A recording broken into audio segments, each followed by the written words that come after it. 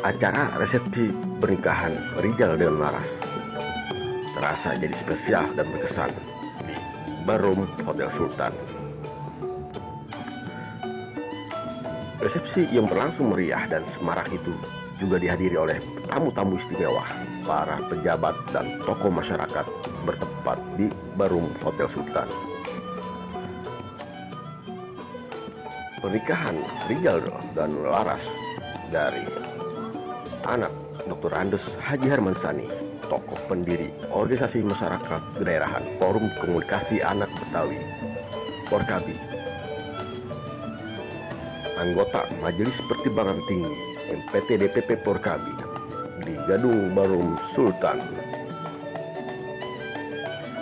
disambut hangat oleh keluarga besar dan para tamu undangan lainnya, dan dihadiri oleh Majen TNI Purnawirawan Haji Nahrawi Ramli, Ketua Majelis Pertimbangan Tinggi dan juga pendiri Porkabi.